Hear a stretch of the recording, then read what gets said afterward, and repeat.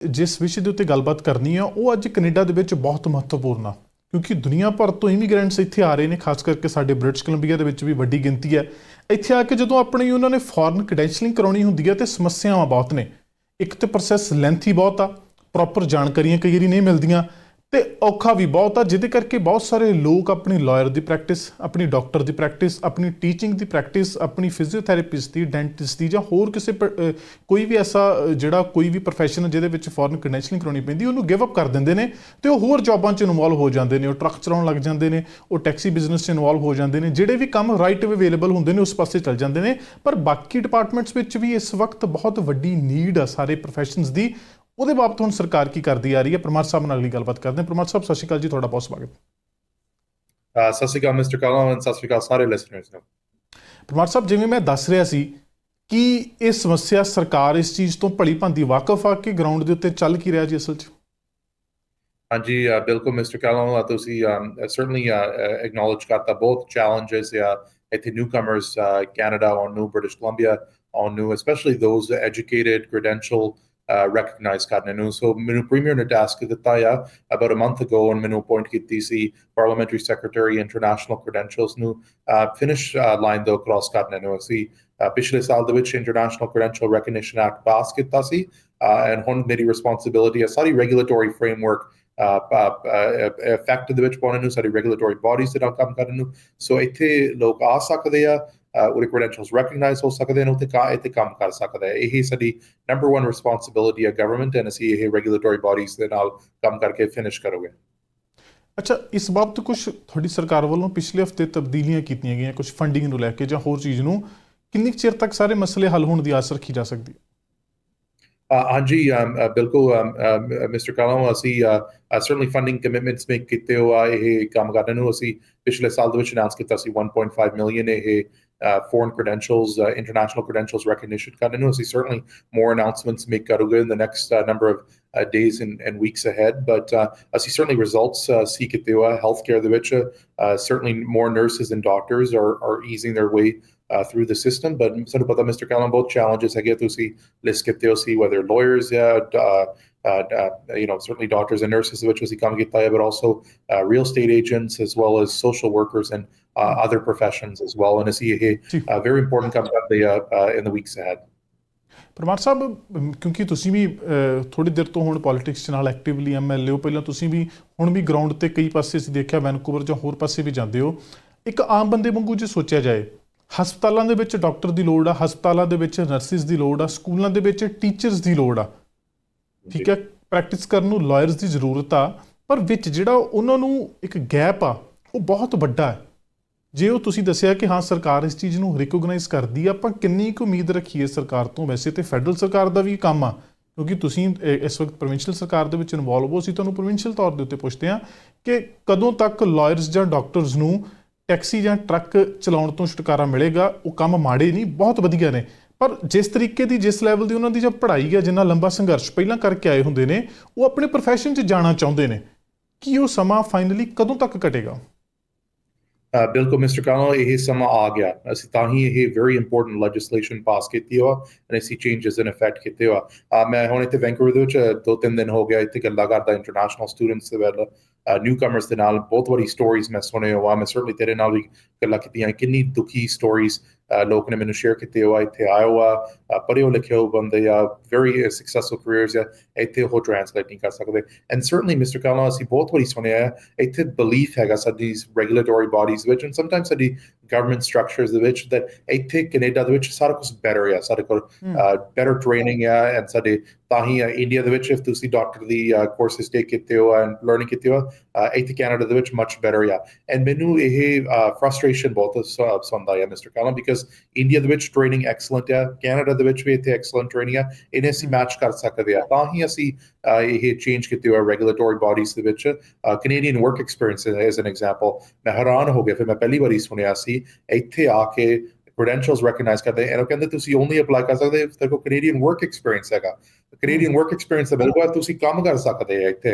ਇੰਨਾ racist discriminatory practice ਮੈਂ ਮੇਰੀ ਲਾਈਫ ਵਿੱਚ ਸੁਣਿਆ ਨਹੀਂ ਹੈਗਾ ਇਹ credential recognition process ਦੇ ਵਿੱਚ। ਕਾਸਟ ਬਹੁਤ ਵਾਰੀ ਆ, English language test 2 ਵਾਰੀ ਬਸ ਸਾਲ ਦੇ ਵਿੱਚ ਕਰ ਸਕਦੇ। ਅਸੀਂ ਇਹ ਸਾਰੇ ਚੀਜ਼ਾਂ ਫਿਕਸ ਕਰੋਗੇ and ਅਸੀਂ ਰੈਗੂਲੇਟਰੀ ਬਾਡੀਜ਼ ਨੂੰ ਡਾਟਾ ਕਲੈਕਟ ਕਰੋਗੇ and ਅਸੀਂ ਉਹਨੂੰ ਅਕਾਊਂਟੇਬਲ ਹੋਲਡ ਕਰੋਗੇ ਬਿਕਾਜ਼ ਇਹ ਅਨਐਕਸੈਪਟੇਬਲ ਆ। ਅੱਛਾ, ਲੋਕ ਕਿੱਥੋਂ ਕਿਵੇਂ ਮਦਦ ਲੈ ਸਕਦੇ ਆ ਕ੍ਰੈਡੈਂਸ਼ਲਿੰਗ ਦੀ? ਜੇਕਰ ਕਿਸੇ ਬਾਹਰਲੇ ਬੰਦੇ ਨੇ ਆ ਕੇ ਕ੍ਰੈਡੈਂਸ਼ਲਿੰਗ ਕਰਾਉਣੀ, ਜਾਣਕਾਰੀ ਨਹੀਂ ਹੈ, ਸਹੀ ਤੇ ਸਟੀਕ ਸਪਸ਼ਟ ਜਾਣਕਾਰੀ ਕਿੱਥੋਂ ਲਈ ਜਾ ਸਕਦੀ? ਹਾਂਜੀ ਬਿਲਕੁਲ ਮਿਸਟਰ ਕੈਲਨ, ਇਹ ਕ੍ਰੈਡੈਂਸ਼ੀਅਲ ਰੈਕਗਨੀਸ਼ਨ ਪ੍ਰੋਸੈਸ ਸਾਰੇ ਰੈਗੂਲੇਟਰੀ ਬਾਡੀਜ਼ ਦੇ ਵਿੱਚ ਆ ਐਂਡ ਸਾਨੂੰ ਐਕਨੋਲਜ ਕਰਨਾ ਇਹ regulatory bodies very important role play ਕਰਦੇ ਆ। It's certainly independence and autonomy ਹੈਗੀ ਆ ਰੈਗੂਲੇਟਰੀ ਬਾਡੀਜ਼, ਉਹਦੀ ਰਿਸਪੌਂਸਿਬਿਲਿਟੀ ਹੈਗੀ ਆ ਮੇਨਟੇਨ ਦੀ ਹਾਈ ਪ੍ਰੋਫੈਸ਼ਨ। ਪਰ ਸਾਨੂੰ ਪਤਾ ਸਾਨੂੰ ਫੇਅਰਨੈਸ ਚਾਹੀਦਾ ਆ, ਐਕੁਇਟੀ ਚਾਹੀਦੀ ਆ ਐਂਡ ਐਫੀਸ਼ੀਐਂਸੀ ਚਾਹੀਦੀ ਆ। ਅਸੀਂ ਬਹੁਤ ਵਾਰੀ ਸਟੋਰੀ ਸੁਣੀ ਹੋਈ ਸਰਟਨਲੀ ਮਿਸਟਰ ਕੈਲਨ ਤੁਸੀਂ ਵੀ ਸੁਣੀ ਹੋਆ where ਲੋਕ ਇੱਥੇ ਆਉਂਦੇ ਆ whether doctors or nurses or other professions and ਉਹਦੇ ਪੇਪਰ ਸਬਮਿਟ ਕਰਦੇ ਆ ਮਹੀਨੇ ਬਾਅਦ and ਸਾਲ ਬਾਅਦ ਸੁਣਦੇ ਵੀ ਨਹੀਂ ਹੈਗੇ whether ਉਹਦੀ ਐਪਲੀਕੇਸ਼ਨ ਸਬਮਿਟ ਹੋਇਆ। ਸੋ ਇਹ ਰੈਗੂਲੇਟਰੀ ਬਾਡੀ ਦੇ ਨਾਲ ਕੰਮ ਕਰੂਗਾ ਐਂਡ ਸਰਟਨਲੀ ਸਾਡੀ ਸਰਕਾਰ ਨੇ local agencies and naan profits ਨੂੰ ਸਪੋਰਟਸ ਕੁਝ ਨਾਮ ਦੱਸ ਸਕਦੇ ਹੋ ਜਾਂ ਕਿਸੇ ਵੈਬਸਾਈਟ ਦਾ ਨਾਮ, ਕਿਸੇ ਅਦਾਰੇ ਦਾ ਨਾਮ ਜਾਂ ਸਰਕਾਰ ਦੀ ਕਿਹੜੀ ਥਾਂ ਤੇ ਕਿਹੜੇ ਆਫਿਸ 'ਚ ਜਾ ਕੇ ਕਿੱਥੋਂ ਜਾਣਕਾਰੀ ਲਈ ਜਾ ਸਕਦੀ? ਹਾਂਜੀ ਬਿਲਕੁਲ ਮਿਸਟਰ ਕੈਲਨ, ਇਹ ਇਨਫੋਰਮੇਸ਼ਨ ਸਾਰਾ ਸਬਮਿਟ ਹੋਗਾ in the coming weeks and months। ਅਸੀਂ ਪ੍ਰੋਵਾਈਡ ਸਪੋਰਟਸ ਕਰਦੇ ਆ। So local agencies like work BC Victoria ਦੇ ਵਿੱਚ ਹੈਗੀ ਆ, ਸਕਸੈਸ ਹੈਗੀ ਆ ਇੱਥੇ ਵੈਂਕੂਵਰ ਦੇ ਵਿੱਚ, ਪਿਕਸ ਐਂਡ ਅਦਰ ਆਰਗੇਨਾਈਜੇਸ਼ਨਸ ਨੂੰ ਤੁਸੀਂ ਜਾ ਸਕਦੇ ਆ ਐਂਡ ਉਹ ਸਪੋਰਟਸ ਪ੍ਰੋਵਾਈਡ ਕਰ ਸਕਦੇ ਹੋ ਆ। ਬਟ ਸਰਟਨਲੀ ਇੱਥੇ ਬ੍ਰਿਟਿਸ਼ ਕੋਲੰਬੀਆ ਦੇ ਵਿੱਚ ਵਨ ਸੈਂਟਰਲ ਵੈਬਸਾਈਟ ਹੈ ਨਹੀਂ ਹਜੇ, ਪਰ ਇਹ ਅਸੀਂ ਕੰਮ ਕਰਦੇ ਆ ਰਾਈਟ ਨਾਓ। ਓਕੇ, ਅੱਛਾ, ਤੁਸੀਂ ਕਿਉਂਕਿ ਸੂਬਾ ਸਰਕਾਰ ਦੇ ਵਿੱਚੋਂ ਕੀ ਤੁਹਾਡੀ ਸੂਬਾ ਸਰਕਾਰ ਜਾਂ ਕੈਨੇਡਾ ਦੀਆਂ ਹੋਰ ਸੂਬਾ ਸਰਕਾਰਾਂ ਕੈਨੇਡਾ ਦੀ ਫੈਡਰਲ ਸਰਕਾਰ ਨੂੰ ਜਾਂ ਟਰੂਡੋ ਸਰਕਾਰ ਨੂੰ ਬੇਨਤੀਆਂ ਕਰਦੇ ਨੇ ਕਿ ਸਾਡੇ ਸੂਬੇ 'ਚ ਲੋਕ ਰਹਿ ਰਹੇ ਨੇ, ਉਹਨਾਂ ਦੀ ਜਿਹੜੀ ਆ ਫਾਸਟ ਟਰੈਕ ਕਰਨ ਵਾਸਤੇ ਆਹ ਸਟੈਪਸ ਲਏ ਜਾਣ? ਕੀ ਸੂਬਾ ਸਰਕਾਰਾਂ ਪੁਸ਼ ਕਰਦੀਆਂ ਨੇ ਇਹਦੇ ਬਾਬਤ ਫੈਡਰਲ ਸਰਕਾਰ ਨੂੰ? ਜੀ ਅਸੀਂ ਬਹੁਤ ਕਰਦੇ ਆ।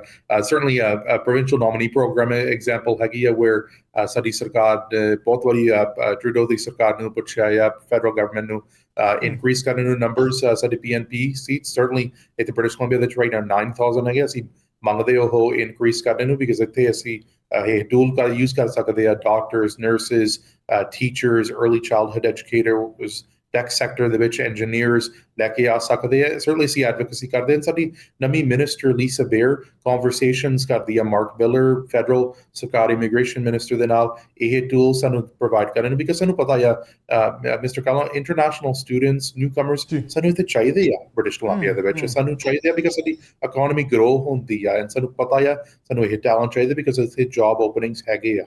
ਬਿਲਕੁਲ ਠੀਕ, ਨਹੀਂ, ਇਹ ਬਹੁਤ ਵਧੀਆ ਗੱਲ ਤੁਸੀਂ ਆਖੀ ਕਿ ਬਾਕੀ ਜਿਹੜੀ ਚੀਜ਼ ਦੀ ਲੋੜ ਆ ਸਰਕਾਰ ਉਸ ਤੋਂ ਭਲੀ ਭਾਂਤੀ ਜਾਣੂ ਆ। ਅੱਛਾ, ਆਖਰੀ ਸਵਾਲ ਇੱਕ ਹੋਰ ਹੈ। ਹੁਣ ਜਿਵੇਂ ਅਸੀਂ ਗੱਲ ਕੀਤੀ ਪੜ੍ਹੇ ਲਿਖੇ ਵਰਗ ਦੀ, ਜਿਹੜਾ ਆ ਕੇ ਆਪਣੀ ਕ੍ਰੈਡੈਂਸ਼ਲਿੰਗ ਕਰਾਉਣੀ ਹੁੰਦੀ ਹੈ ਕਿ ਖਿੱਤਿਆਂ 'ਚ ਜਾਣਾ ਹੁੰਦਾ, ਉਹ ਤਾਂ ਅੰਗਰੇਜ਼ੀ ਭਾਸ਼ਾ ਨੂੰ ਵਧੀਆ ਤਰੀਕੇ ਨਾਲ ਸਮਝਦੇ ਆ ਕਿਉਂਕਿ ਕੈਨੇਡਾ ਧਰਤੀ ਇਮੀਗ੍ਰੈਂਟਸ ਦੀ ਆ, BC 'ਚ ਵੱਡੀ ਗਿਣਤੀ 'ਚ ਇਮੀਗ੍ਰੈਂਟਸ ਆਉਂਦੇ ਨੇ ਅਤੇ ਇੱਥੇ ਇਕੱਲੇ ਇੰਗਲਿਸ਼ ਸਪੀਕਰ ਨਹੀਂ, ਹੋਰ ਭਾਸ਼ਾਵਾਂ ਬੋਲਣ ਵਾਲੇ ਲੋਕ ਵੀ ਆਉਂਦੇ ਨੇ। ਇੱਥੇ ਭਾਰਤ ਵਿੱਚ ਹੀ ਬੜੀਆਂ ਭਾਸ਼ਾਵਾਂ ਨੇ, ਕੁਛ ਉਹ ਬੋਲਣ ਵਾਲੇ ਆਉਂਦੇ ਹੋਣਗੇ ਜਿਹਦੇ ਵਿੱਚ ਪੰਜਾਬੀ, ਹਿੰਦੀ, ਹੋਰ ਜਿਹੜੀ ਗੁਜਰਾਤੀ ਜਾਂ ਹੋਰ ਭਾਸ਼ਾਵਾਂ ਨੇ। ਇਸ ਤੋਂ ਇਲਾਵਾ ਫਰੈਂਚ ਪੀਪਲ ਬਹੁਤ ਆਉਂਦੇ ਨੇ, ਸਪੈਨਿਸ਼ ਲੋਕ ਆਉਂਦੇ ਨੇ, ਹੋਰ ਕਈ ਏਸ਼ੀਅਨ ਜਾਂ ਸਾਊਥ ਅਫਰੀਕਨ ਕੰਟਰੀਜ਼ ਨੇ ਜਿੱਥੋਂ ਹੋਰ ਭਾਸ਼ਾਵਾਂ 'ਚ ਵੀ ਲੋਕ ਆਉਂਦੇ ਨੇ।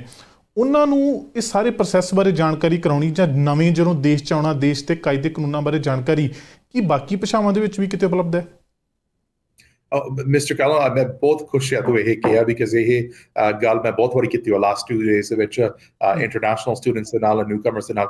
ਇੱਥੇ ਸਾਨੂੰ ਸਰਟਨਲੀ ਰੈਗੂਲੇਟਰੀ ਬਾਡੀਜ਼ ਨੇ ਐਕਨੋਲਜ ਕੀਤਾ ਆ ਬਿਕਾਜ਼ ਅਸੀਂ ਬਾਇਲਿੰਗੁਅਲ ਕੰਟਰੀ ਆ, ਇੰਗਲਿਸ਼ ਐਂਡ ਫ੍ਰੈਂਚ ਚਾਹੀਦੀ ਆ ਐਂਡ ਯੂ ਐਬਸੋਲੂਟਲੀ ਰਾਈਟ। ਇੱਥੇ ਪੜ੍ਹੇ ਲਿਖੇ ਬੰਦੇ ਆਉਂਦੇ ਆ, ਵੈਰੀ ਸਟਰੋਂਗ ਇੰਗਲਿਸ਼ ਸਕਿੱਲਸ ਹੁੰਦੇ ਆ। ਸਮਟਾਈਮਸ ਇਹਦੇ ਟੈਸਟ ਵੈਰੀ ਡਿਫਿਕਲਟ ਹੁੰਦੇ ਆ and so high level profession ਹੁੰਦੇ ਆ that ਯੂਨੀਵਰਸਿਟੀ ਲੈਵਲ ਹੁੰਦੇ ਆ that maybe ਮੈਂ ਵੀ ਨਹੀਂ ਪਾਸ ਕਰ ਸਕਦਾ, ਮੈਂ MLA ਹੈਗਾ ਆ।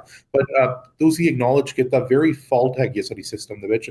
ਸਾਨੂੰ ਡਾਕਟਰਸ ਚਾਹੀਦੇ, ਸਾਨੂੰ ਨਰਸਿਸ ਚਾਹੀਦੇ, ਸਾਨੂੰ ਤਾਂ ਪੰਜਾਬੀ ਸਪੀਕਿੰਗ ਵੀ ਇੰਡੀਵਿਜੂਅਲਸ ਚਾਹੀਦੇ, ਸਾਨੂੰ ਫਾਰਸੀ ਸਪੀਕਿੰਗ ਇੰਡੀਵਿਜੂਅਲਸ ਵੀ ਚਾਹੀਦੇ। ਸੋ ਇਹ ਸਿਸਟਮ ਦੇ ਵਿੱਚ ਐਕਨੋਲਜਮੈਂਟ ਹੈ ਨਹੀਂ, ਇਹ ਚਾਹੀਦਾ ਸਾਨੂੰ ਫਿਕਸ ਕਰਨ ਨੂੰ। ਮੈਂ ਸਰਟਨਲੀ ਕਨਵਰਸੇਸ਼ਨਸ ਲਊਗਾ ਰੈਗੂਲੇਟਰੀ ਬਾਡੀ ਦੇ ਵਿੱਚ ਬਿਕਾਜ਼ ਸਾਨੂੰ ਪਤਾ ਆ ਇੰਗਲਿਸ਼ ਵੈਰੀ ਇੰਪੋਰਟੈਂਟ ਲੈਂਗੁਏਜ ਆ ਇੱਥੇ ਕੈਨੇਡਾ ਦੇ ਵਿੱਚ, ਪਰ ਆਲਸੋ ਪੰਜਾਬੀ ਵੀ ਵੈਰੀ ਇੰਪੋਰਟੈਂਟ ਲੈਂਗੁਏਜ ਹੈ, ਹਿੰਦੀ ਵੀ ਹੈਗੀ ਆ, ਚਾਈਨੀਜ਼ ਵੀ ਹੈਗੀ ਆ, ਮੈਂਡਰਿਨ ਐਂਡ ਸੋ ਇਹ ਸਾਰੇ ਲੈਂਗੁਏਜਸ all recognized ਚਾਹੀਦੇ ਕਰਦੇ ਨੇ ਬਿਕਾਜ਼ ਅਸੀਂ ਬਹੁਤ ਵਾਰੀ ਦੇਖਿਆ job description ਦੇ ਵਿੱਚ Punjabi prerequisite or you know a language specialty ਤੈਨੂੰ extra chance ਦੇ ਸਕਦਾ job ਲੈਣ ਨੂੰ, ਇਹ ਚਾਹੀਦਾ ਸਾਨੂੰ recognize ਕਰਨਾ।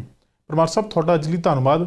ਅਸੀਂ ਆਸ ਕਰਦੇ ਹਾਂ ਕਿ ਜਦੋਂ ਤੱਕ ਤੁਹਾਡੇ ਨਾਲ ਅਗਲੀ ਵਾਰੀ ਗੱਲਬਾਤ ਕਰੀਏ ਇਹਨਾਂ ਬਹੁਤਿਆਂ ਮਸਲਿਆਂ 'ਚੋਂ ਕੁਛ ਕੁ ਮਸਲੇ ਤਾਂ ਐਟਲੀਸਟ ਹੱਲ ਹੋਏ ਹੋਣ ਜੀ। ਹਾਂਜੀ ਬਿਲਕੁਲ ਮਿਸਟਰ ਕਾਲੋਂ ਅਸੀਂ certainly more work ਕਰੋਗੇ and ਅਸੀਂ certainly roll out ਕਰੋਗੇ ਸਾਨੂੰ ਪਤਾ ਆ it's very important government a lot of work ਕਰਦੀ ਹੈ but ਸਾਨੂੰ simplify message ਕਰਨਾ and it will certainly bring that forward to you in the days and weeks ahead. ਮਾਨ ਸਾਹਿਬ ਤੁਹਾਡਾ ਬਹੁਤ ਧੰਨਵਾਦ ਜੀ। ਸਤਿ ਸ਼੍ਰੀ ਅਕਾਲ। ਸਤਿ ਸ਼੍ਰੀ ਅਕਾਲ mister Kahlon. Thank you. So ਇਹ ਸਨ mister Ravi Parmar, parliamentary secretary ਤੇ ਨਾਲ ਸਾਡੇ MLA ਨੇ ਲੈਂਗਫੋਰਡ ਤੋਂ। ਸੋ ਅੱਜ ਦੇ ਇਸ ਸੈਗਮੈਂਟ ਦੇ ਵਿੱਚ ਇੰਨਾ ਹੀ। ਮੈਨੂੰ ਜੋਗਰਾਜ ਸਿੰਘ ਕਾਲੋਂ ਨੂੰ ਦਿਓ ਆਗਿਆ। ਤੁਸੀਂ ਦੇਖਦੇ ਰਹੋ ਪ੍ਰਾਈਮ ਏਸ਼ੀਆ TV, ਤੁਹਾਡਾ ਆਪਣਾ ਤੁਹਾਡੇ ਲਈ।